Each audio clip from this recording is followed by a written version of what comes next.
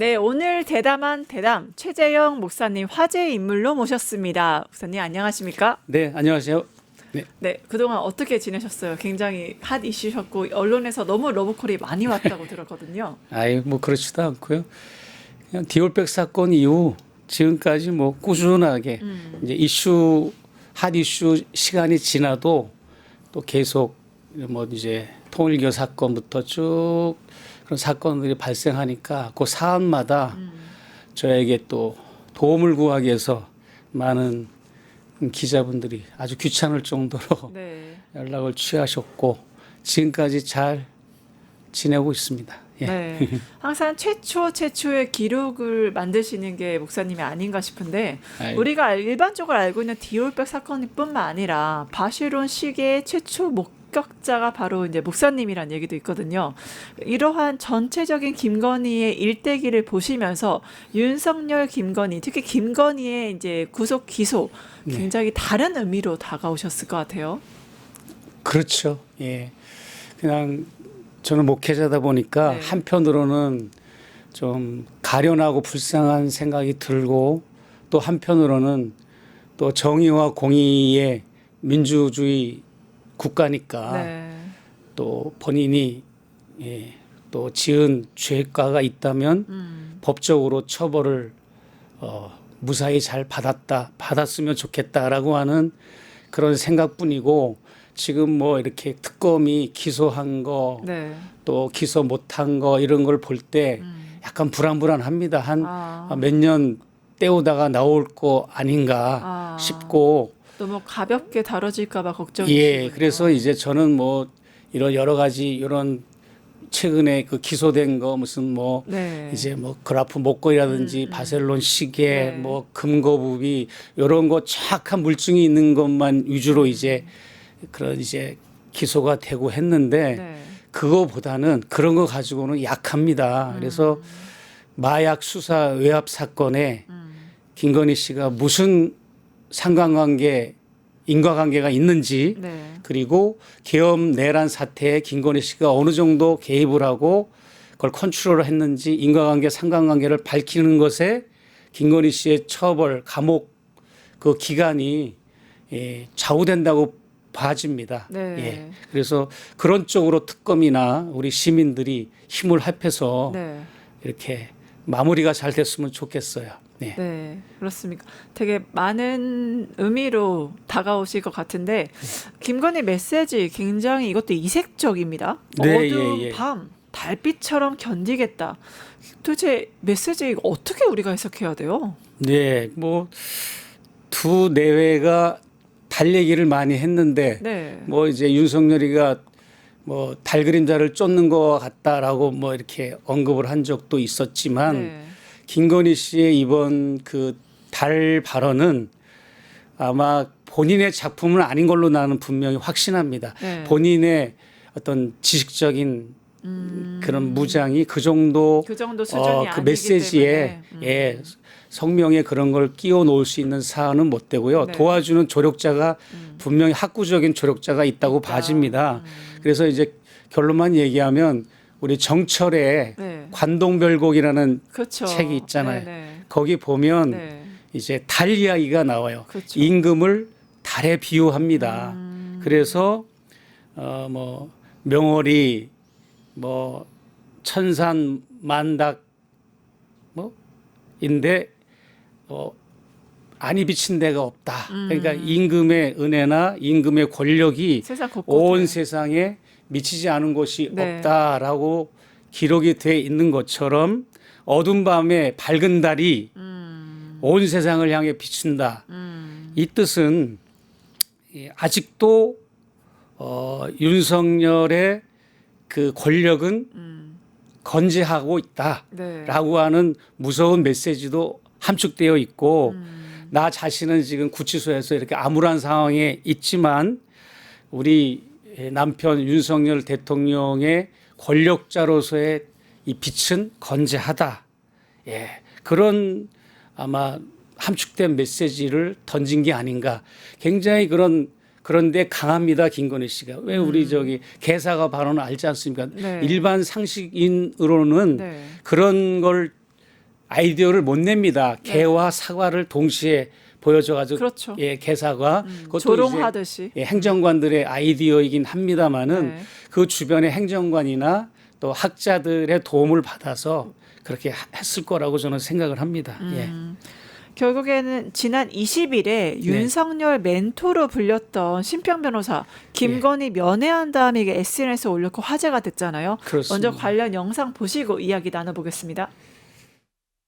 가만히 중국에 여행하고 있는 심평 변호사한테 전화해가지고 충동질해가지고 김건희 씨를 가서 면회하라고 충동질을 했고 그 충동질한 내용이 기가 막히잖아요.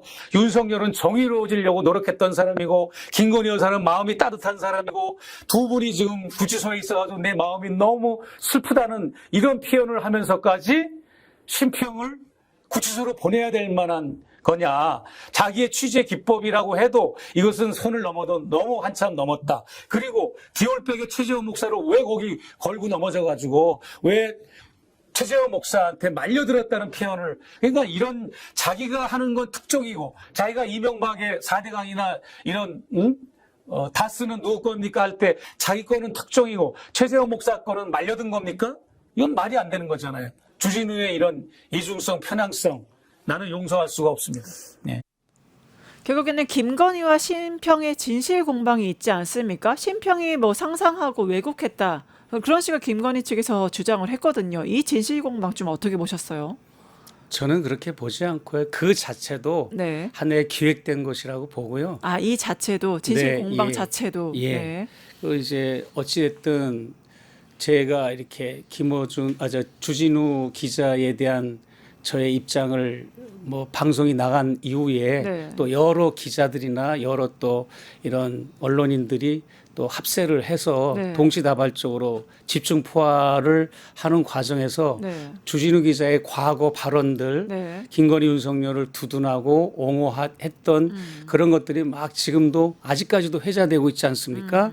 근데 제가 이제 주진우 기자를 보면 평소에 이렇게 그가 이제 나와서 리포트하는 걸 보면 네. 초점이 없습니다. 아, 초점이 예, 정신이 없어요. 산란해요. 그냥 중구난방으로 막 이 말 저 말 하는데 기자인데도 초점이 없다. 예, 의도적인 방식으로 사회적인 중요한 문제를 다룬다 치더라도 그 문제의 핵심을 그 문제적 상황에 대해서 접근하게 되는데 기자라면 그 지점이 되면 그 지점부터는 본인이 어떤 쉴드를 친다든지 정신을 산란시켜서 문제의 핵심을 피해가거나 흐트려 놓는 기법이 보입니다. 네. 제가 볼 때는 그래요. 네.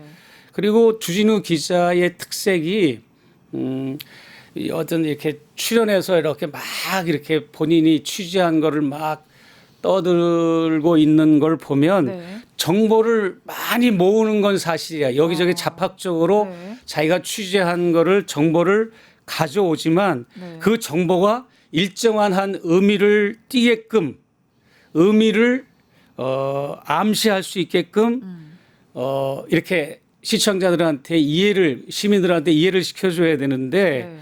그것을 어떤 의미를 부여하는 그 순간에 본점이 흐트러지는 그런 기법을 쓰더라고요. 네. 그러니까 지식이 되지도 못하는 정보를 가져와서 이렇게 떠드는 것도 이상한데 그 지식이 되지 못하니까 어떤 실천적인 방향을 지시할 수 없는 말을 하고 있는 거죠. 의미화되지 못하는 정보들을 계속 물어오는 한마디로 정보 브로커 기자의 본질에선 벗어난 거다 이렇게 볼 수 있고 이 사건과 관련돼서 사례를 든다면 네. 김건희 씨의 건강 문제가 걱정돼서 네. 이렇게 이게 이제 이슈가 처음에 됐는데 네. 본인이 왜 거기를 심평 변호사를 이렇게 보내려고 했느냐 그랬더니 건강해야 복역을 할 거 아니냐. 네. 건강하지 못한 핑계를 대고 질병 핑계를 대고 복역을 하지 않으면 안 되니까 건강을 체크하려고 그랬다. 이런 이제 논리를 펴고 있는데 이게 얼마나 위험한가 하면요. 주진우 씨는 이 정광훈 목사 취재 방식도 그렇고 윤석열 김건희 취재 방식도 그렇고 항상 취재원과 국민들 사이 양쪽을 다 두 마리 토끼를 잡는 방식을 취했던 겁니다. 주진우가. 예를 들어서 그렇죠. 그러니까는 김건희 윤석열 측에게는 내가 당신들을 끔찍하게 건강을 생각하고 애지중지 염려하고 있다는 거를 전해줘도 되는 사안입니다. 이 사안이. 네. 그리고 우리 시청자들이나 구독자들에게는 국민들에게는 우리는 이명박 사례를 봐서라도 윤석열 김건희가 건강해서 이 선고된 복역 기간을 맞춰야 된다. 그렇기 때문에 내가 건강을 챙긴 거다. 체크한 거다라는 또 합리화가 가능한 겁니다. 네. 그러니까 두 마리 토끼를 모두 잡는 겁니다. 그러나 그것은 기자의 본질과 사명과 역할은 전혀 아닌 거죠. 왜냐하면 기자는 그 취재원, 부정과 부패, 비리가 아주 가득한 2년 5개월, 2년 반 동안에 윤석열, 김건희 이 정권의 부정, 비리, 부패를 폭로하고 그것을 객관적인 자료를 가지고 팩트 체크를 해서 그걸 폭로해 주는 게 본인의 역할인데 그렇지를 않고 오히려 그쪽에 스피커 역할을 한다든지 이렇게 양쪽에서 이중 효과를 누리는 취재 방식을 해왔다는 게 굉장히 저는 문제라고 생각합니다. 예. 네, 결국에는 심평을 구치소로 보낸 게 주진우였다. 네, 본인도 네. 얘기했지 않습니까? 네. 중국에 여행을 하고 있는 심평 변호사 본인도 내가 중국을 여행하고 있었는데 주진우 기자의 연락을 한국으로부터 받았다. 네. 그 받은 거는 윤 대통령은 정의로워지려고 노력하는 분이고 김건희 여사는 마음이 따뜻한 사람이고 두 사람이 구치소에 있어서 자기 마음이 아프다. 그리고 최재형 목사의 디올백 사건은 최재형 목사에게 말려든 거다라고 이렇게 한마디로 충동질을 한 거죠. 네. 구치소에 가라고 하는 그런 당위성을 이제 설명한 건데 네. 나는 그 서울의 소리가 생방송 중에 심평 변호사하고 통화를 했어요. 네. 그 방송에도 나가는데 당신이 보탠 게 있고 뺀 게 있느냐라고 물어보니까 그런 거 없다라고 얘기를 했고 심평 변호사 그렇게 말했던 예. 거죠. 그리고 또 뉴탐사에서 네. 강진구 기자도 생방송으로 심평 변호사하고 연결을 해서 그런 답변을 했습니다. 예, 그렇기 때문에 그것을 부인할 수 없는 사실이라고 보고 이게 문제가 되니까 이제 이거를 이제 뭐 어떤 합리화를 하고 궤변을 늘어놓는 것 같아요. 저한테도 당일날 주진우 기자가 이제 저한테 전화가 왔었는데 네. 그날 이제 여의도에서 보훈회관 강당에서 동국대 황태원 박사 출판기념회 초청을 받아서 내가 갔어요. 네. 갔는데 거기에도 저를 만나고자 하는 분들이 세 팀이나 와서 기다리는 거예요. 네. 출판기념회를 갔는데 저를 만나려고 하는 예, 그래서 출판기념회가 거의 끝날 무렵을 빠져나와서 그분들하고 이제 차례대로 이제 상담을 하고 일정을 소화하는 중에 주진우 기자가 9시 35분쯤에 전화가 왔고 네. 그리고 10분 후에 9시 45분쯤에 노영희 변호사한테 전화가 온 겁니다. 네. 노영희 변호사가 이제 전화가 와서 뭐 왜 전화를 안 받느냐 그렇게 말하고 싶었던 거죠. 노영희 변호사도 전화를 못 받았고요. 제가 그러다 보니까 노영희 변호사가 제 전화를 안 받으니까 이명수 기자한테 전화를 한 것 같아요. 그런데 제가 주진우 기자의 전화를 안 받은 거는 저하고 주진우 기자 당사자만 아는 거 아닙니까? 네. 그런데 이명수 기자가 그걸 어떻게 알고 왜 목사님은 전화를 안 받습니까라는 유튜브 영상물을 올렸더라고요. 그리고 저는 제가 왜 여기서 분노하는가 하면 디올백 사건 삼척동자도 알고 있는 전 국민이 다 알고 있는 디올백 사건만의 그 고유한 본질과 그 정체성이 있잖아요. 네. 의미가 있는데 그거를 훼손한 발언을 했잖아요. 주진우 그렇죠. 씨가. 결정적 발언 디올백 사건 김건희가 말려든 거다 이러한 발언을 그리고 나를 했죠. 도와주려다가 말려든 거다라고 하는 네. 이런 이 취재 기법이라고 해도 실드를 친 거라 해도 네. 이거는 용납될 수 없는 부분이다. 예, 많은 기자들이 심평 변호사하고도 접촉을 해왔는데 이번뿐만이 아니라 평소에도 이렇게까지 실도 치면서 안 해도 심평 변호사하고 취재 잘합니다, 인터뷰. 네. 예, 그분이 심평 변호사가 뭐 이렇게 실드를 쳐야만 답변해 주는 분이 아닙니다. 네. 예, 네. 결국에는 심평 변호사 SNS에 어느 언론인 전화 받고 갔다라고 하니까 주진우 씨가 그게 나를 저격한 거다 이렇게 말했어요.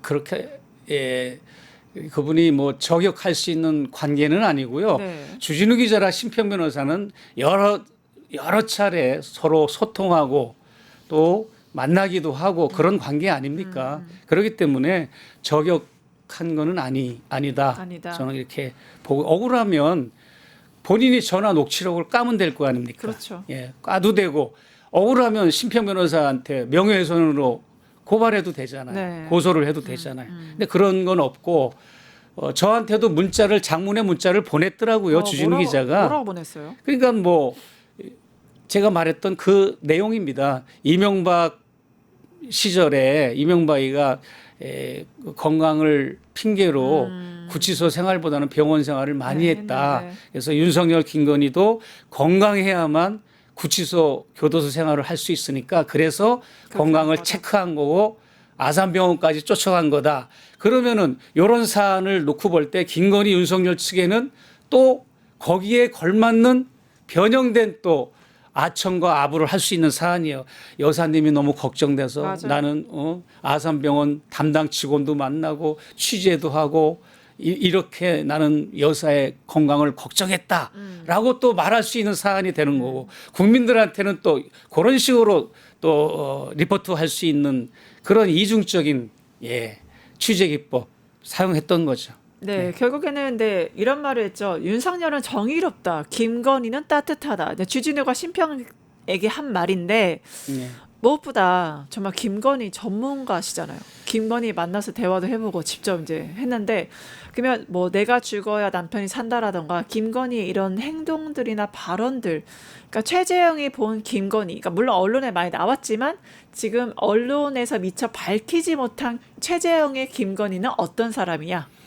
네, 너무 거짓말이 자연스럽고 네. 너무나 이거 리플리 증후군이라고 표현할 수도 없을 것 같아요. 그냥 증거를 들이대도 네. 그 다음에 정확한 물증이 있어도 그냥 그 현장만 그 순간만 모면하려고 하는 그런 거짓말로 평생을 일관되게 살아오신 분이기 때문에 네. 정말 그분은 대책이 안 쓴다고 봐지죠. 그리고 그런 인물이 대한민국을 좌지우지하는 그런 국정 컨트롤 그런 위치에 있었다는 것이 너무나 끔찍했던 거고 주진우 기자는 제거자 명단, 수거자 명단에 안 들어갔잖아요. 네. 저는 여인영 방첩사령관의 핸드폰을 검찰 특별수사본부가 포렌식하는 과정에서 네. 제 수거자 명단에 제 이름이 이석기 의원과 함께 들어갔습니다. 네. 그다음에 14명의 이재명, 조국 이런 분들의 명단도 들어갔는데 네. 왜 주진우는 안 들어갔을까?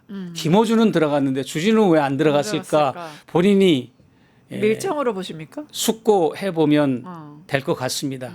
예, 그 역할을 그래서 저는 많은 분들이 제보하기를 계엄이 발생하자마자 가장 먼저 뉴스공장 기자의 신분으로 국회로 헬기가 안착될 때 가장 먼저 달려가서 취재했던 주진우 기자의 그 진정성도 의심해야 된다라고 하는 제보들도 많이 저한테 오고 있습니다. 사실은 네. 그거는 어떤 용기와 의협심 플러스 저쪽 편에 그 계엄 상황을 리포트해 주기 위해서 가장 먼저 달려간 것이고 두 번째는 계엄군이 이 주진우 기자는 해치지 않고 어떻게 하지 처벌하거나 거기에 손을 대지 않는다는 확신을 가졌기 때문에 거기 뭐 마음 놓고 달려갔다라고 하는 그런 제보자분들도 많이 있을 정도로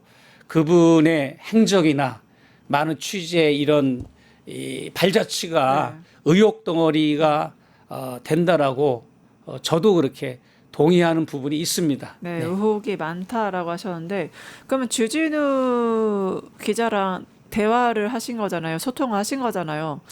평소에도 좀 안지는 최초의 안지는 이제 내가 한국에 왔었을 때 내가 쓴 저서를 지나가다가 만났어요. 네. 커피숍에서. 네. 난 커피숍에서 기자분하고 인터뷰를 하고 있는데 다른 기자하고 인터뷰를 하고 있는데 네. 이게 지나가길래 네. 내가 반갑게 이렇게 이 책을 건네주면서 또 인연이 됐고 또 뭐 천공 취재하는데 출연해달라 그래서 내 주진우 프로에도 주진우 기자 프로에도 나가기도 했고 네. 주진우 기자가 이제 KBS에서 해고되고 네. 뉴스공장에 새롭게 코너를 맡으면서 새롭게 이제 들어왔잖아요. 네. 그때 첫 프로가 천공을 취재하는 프로였어요. 네. 그 코너에 내가 부탁을 해가지고 내가 이제 출연한 적도 있고 썸네일 제작하는데 내가 거기 활용되기도 했는데 어찌됐든 주진우 기자라고 하는 분의 이 순기능과 역기능 네. 또 허와 실 네. 그런 부분들은 이제 속일 수 없이 주머니 속에 송곳이 드러나는 것처럼 드러나지 않을까 이렇게 생각을 합니다. 네. 특히- 지금이라도 좀 더 진정성 있게 국민들의 깨어있는 시민들 일반 시민들의 눈높이로 취재를 해주시고 정광훈의 파일, 윤석열 김건희의 파일 폭로하지 못한 게 있으면 그냥 폭로해 주시면 좋겠다라는 생각 해봅니다. 가지고 있는데 폭로하지 않은 파일들 정강원 윤석열 관련해서 있다는 거군요.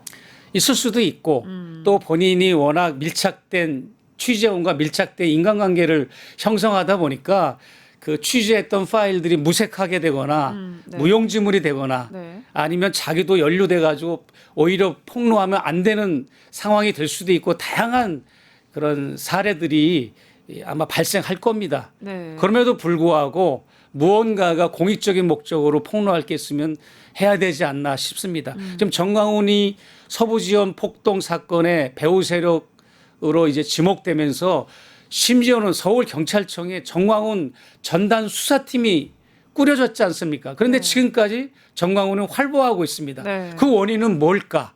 물론 이제 윤석열 정권 치하에 한덕수 대행, 최상목 대행이 그 정권을 대신하고 있었고 그럴지라도 또 정광훈을 가장 많이 알고 가장 친하고 가장 밀접하게 취재를 해왔던 주진우 기자는 네. 정광훈의 어떤 비리와 부정부패를 어느 정도 알고 있는지 심지어는 뭐 극우 매체들이 정광훈으로부터 얼마를 돈을 받았다라고 하는 이야기들까지 나오는 마당에 이거는 위험한 행동 아닌가 주진우 기자가 그런 취재 방식은 네. 그렇게 생각합니다. 네.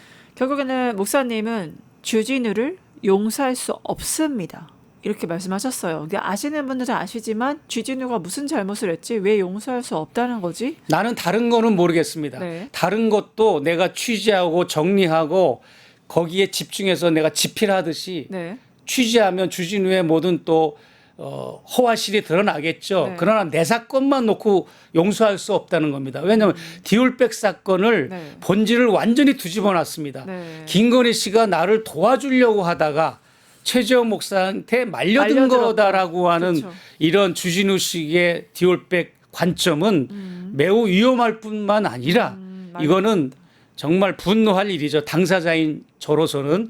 그래서 내가 이명수 기자가 의아스러운 거는 이명수 기자도 저와 함께 이 디올백 사건에 함께 했던 하나의 핵심 파트너였었잖아요. 네, 네, 네. 그러면 같이 분노해야 되는데 네, 그렇죠. 디올백 사건을 희석하고 번지를 흐려놓은 주진우 기자의 저런 행태에 대해서 분노해야 되는데 오히려 주진우 기자를 쉴드를 쳐주고 네. 두둔을 해주는 영상물을 올려서 저도 깜짝 놀랐는데 지혜롭게 행동하리라고 생각을 합니다. 네. 네.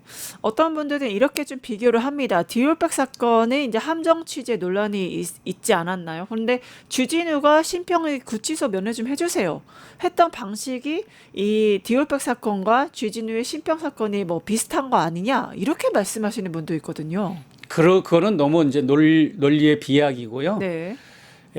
그 심평 변호사는 원래 문제가 있는 인물이긴 합니다. 네. 그냥 단순하게 태극기 부대 극우 성향이라고 치부하기에는 네. 오히려 표현이 모자랄 정도로 상당히 관점에 문제가 많은 분이죠. 너무 윤석열 김건희를 히어로처럼 생각을 하는 정말 판단력 자체가 흐려진 분인 건 알아요. 네. 그런 사람과 계속 접촉을 하면서 주진우 기자는 무엇을 얻고자 했는가? 예?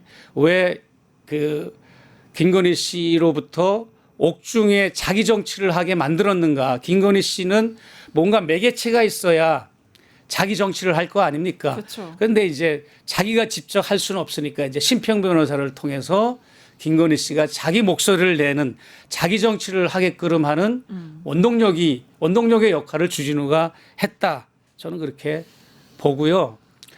그래서 이제 많은 분들이 이제 이 주진우 기자의 사태가 김어준 뉴스공장까지 이제 확산돼 가지고 네. 지금까지도 김어준 이 뉴스공장의 스트리밍이나 이런 데 보면 실시간 댓글들에 막 주진우 기자를 뭐 해임하라, 쫓아내라, 아웃시켜라 이런 얘기들도 많고 네. 또 김어준 총수도 뭐 이렇게 또 주진우 기자에 대해서 멘트를 한 게 있습니다. 뭐라고 멘트를 했는가 하면 자꾸 변명하지 말아라, 합리화하지 말아라. 네. 주진우 기자 너는 너의 가치를 보여줘라. 그러면서 김어준 총수가 직접 얘기를 했습니다. 주진우 기자의 가치는 현장에 있다라고 평가를 했습니다.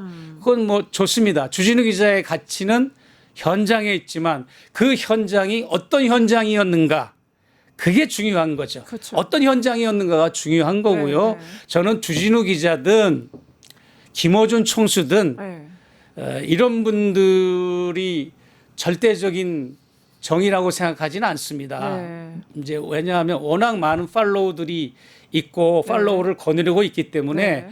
거의 그의 발언이 네. 뭐 이제 절대화되는 경우도 있는데 아무런 그 비평이 없이 네.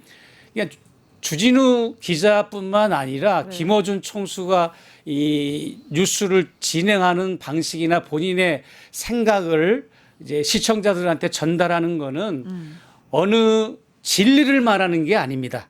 진리를 말하는 게 아니라 관점을 이야기하는 거잖아요. 네. 예, 진리를 이야기하는 거와 자기 관점을 이야기하는 건 달라요. 네. 근데 김어준 총수는 자기 관점을 이야기하는 겁니다. 시청자 그렇죠. 앞에 각 모든 사안마다 관점을 얘기하는 거기 때문에 그 관점이 지지를 많이 받으면 네. 그거는 상당히 또 어떤 신빙성이나 신뢰도가 있는 거고 네. 지지를 많이 받지 못하면 또 크레딧이 떨어지는 그런 거잖아요. 그렇기 때문에 이 뉴스공장까지 불똥이 튀기었던 이 주진우 기자의 사태, 저는 주진우 기자가 좀 더 진정성 있게 자기가 잘못한 부분은 사과를 하고 새롭게 출발하면 깨끗이 해결이 된다. 저는 그렇게 말씀드리고 싶습니다. 네.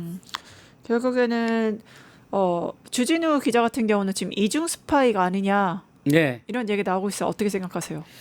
글쎄요, 그거 이중 스파이. 물론 내가 아까 얘기했잖아. 한 가지 이 사건과 이슈를 네. 취재해 놓고 네. 이것을 취재원에게도 유리하게, 불리하게 할 수 있고 네. 시청자들과 시민들에게도 유리하게 하고 불리할 수 있게 하는 그런 양쪽 그런 설정이 그것이야말로 양다리인 거죠.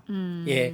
이 건강 체크 문제가 김건희 윤석열에게도 설득력 있는 자기 항변이 되는 사안이고 네. 또 시청자들이나 국민들에게도 네. 또 설득력 있는 사안이 되기 때문에 이거 아무나 이런 취재 기법 쓸 수 없다고 저는 생각합니다. 보통 일반적인 기자들은 어떤 권력자나 문제가 있는 인사의 비리와 부정부패를 취재했으면 네. 빨리 가서 국민들 앞에 고자질하고 폭로하고 싶거든요. 네, 그렇죠. 그런데 그게 아니잖아요. 계속 인간관계를 맺으면서 스피커 역할을 하고 근황을 전해주고 김건희 씨의 그런 근황을 얼마나 절실하게 전해줬습니까? 어디가 아파서 어떤 상태입니다. 어디가 아파서 어떤 상태에 있습니다라고 주진우 기자가 먼저 쉴드를 많이 쳐줍니다.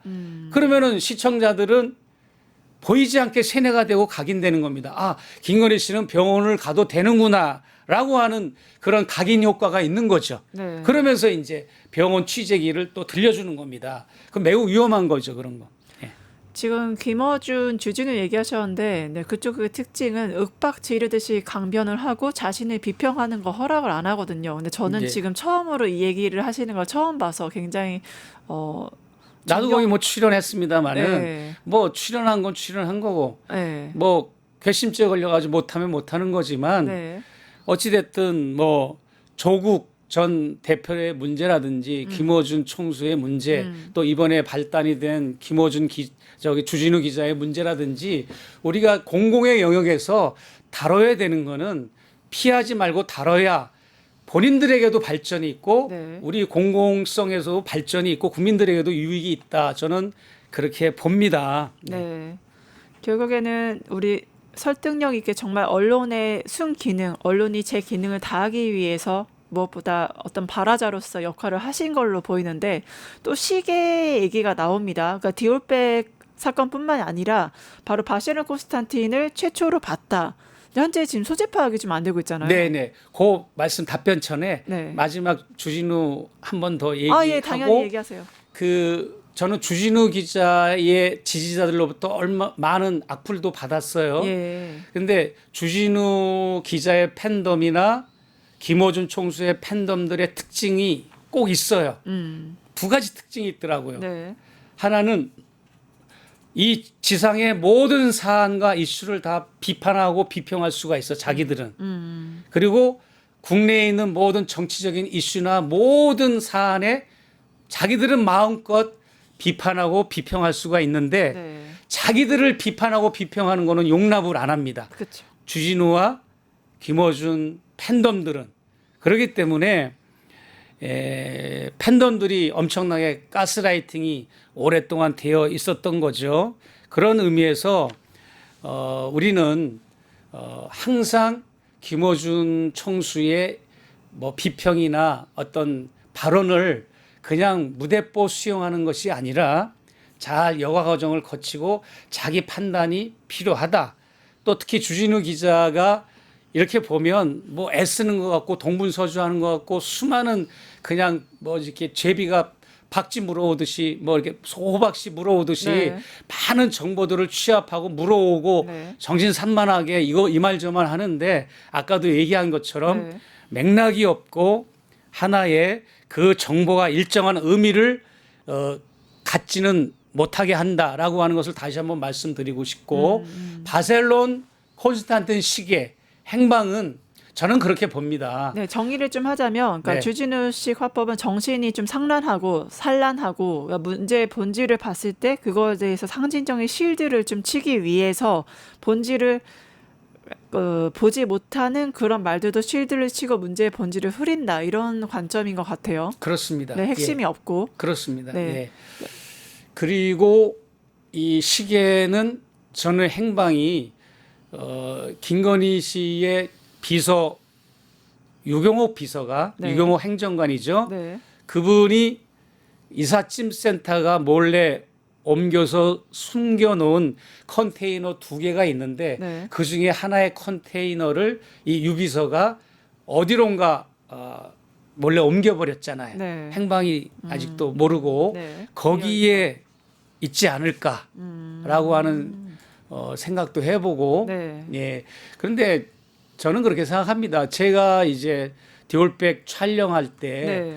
분명히 차고 있었거든요. 그때가 3시 5분이었어요. 오후 3시 5분인데 네. 김건희 씨 손목시계는 11시 20분을 가리키고 있었어요. 네. 그러니까 가지도 않는 시계를 폼으로 차고 있었던 거죠. 네. 그렇기 때문에 그건 김건희 씨가 본인이 소유하고 있었다가 이게 비화가 되니까 어디론가 이제 뭐 철저하게 숨겨놓지 않았을까 그런 생각을 해봅니다. 사실 목사님께서 용기 있게 디올백 사건을 폭로했기 때문에 그 다음 범죄들에 대한 예방이 된 것 같아요. 왜냐하면 디올백 사건 터지니까요. 서희건설 사장이 진품 목걸이를 이제 돌려받았다고 김건희가 돌려줬다고 하잖아요. 네. 그런 식으로 이제 폭로가 되니까 뭔가 김건희가 조치를 취한 건데 특히 목사님 김건희한테 유경수 여사 본받아라 하면서 여러 조언이 있대 내가 더 훌륭한 영부인 될 거다. 좀 그때 분위기 어땠습니까? 아니 이제 그 어느 날 나한테 그러더라고요.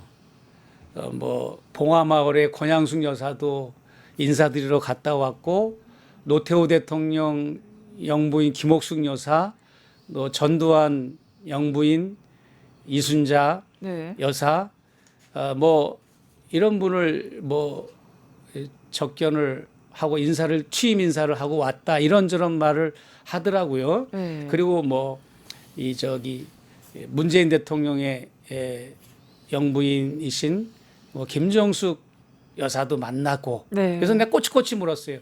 김정숙 여사는 어떻게 만났느냐? 거기를 내려가서 만났느냐 그랬더니 거기 무슨 마을이죠? 문재인 대통령이 있는 마을이 거기는 봉화마을이 아니고 평산. 네, 평산. 평산 마을을 내려간 게 아니고 서울로 올라왔을 때 서울에서 만났답니다. 그리고 노태우 대통령 영부인을 만나러 갔는데 만날 수 없는 상황이 돼서 자녀를 만났다고 얘기하고 하여튼 여러 그런 얘기를 하는 과정에서 더도 말고 덜도 말고 뭐 영부인 상으로는 유경수 여사가 그래도 국민들의 뭐 이제 정서에는 그래도 많이 남아 있고 그래도 긍정적인 이미지가 많은 분이니까 뭐 그 정도 됐으면 좋겠다. 그렇게 내가 얘기한 적은 사실입니다. 네. 결국엔 김건희 나는 아무것도 아닌 사람이라고 했잖아요. 근데 아마 김건희 씨 만나서 잘 아실 테니까 정말 아무것도 아닌 사람입니까? 특히 명태균 같은 경우는 김건희에 대해서 안준뱅이 주술사라고 명시를 했어요. 좀 어떤 떠오르는 단어 김건희 정의하는 그런 게 있을까요? 이것도 하나 또 놓친 게 있어서 그것도 마저 마무리할게요. 네. 그래서 그 강신업 변호사가 김건희 팬클럽을 했잖아요. 네. 회장을. 그때 이슈가 됐던 가장 큰 이슈가 뭐냐면 이 김건희 여사님은 유경수 여사의 재림이다라고 하는 이 워딩이 재림입니다. 가장 아주 우스갯소리로 화제된 적이 있었습니다. 예. 그러고 지금 말씀하신 질문을 나는 아무것도 아닙니다라고 하는 그 발언은 그보다 무서운 발언이 없는 겁니다, 사실. 무서운 왜냐하면 네. 나는 아무것도 아닌 존재다. 내가 선출직도 아니고 나는 그냥 대통령의 배우자일 뿐이고 나는 아무런 전 공권력이나 행정력을 가진 인물이 아닌데 너희들이 나한테 찾아와서 부탁을 하고 너희들이 나한테 의지를 하고 나를 믿었기 때문에 이런 사태들이 발생한 거지 나는 아무 잘못이 없다. 나는 아무것도 아닌 사람인데 너희들이 잘못한 거다. 이렇게. 네, 질문이 많이 남아있고 정말 하고 싶은 네. 얘기가 많은데 오늘은 시간 관계상 여기까지 하고 다음에 또 모셔보도록 하겠습니다. 네. 네, 지금까지 대담한 대담의 최재형 목사님과 함께했습니다. 나와주신 목사님 감사합니다. 네, 고맙습니다.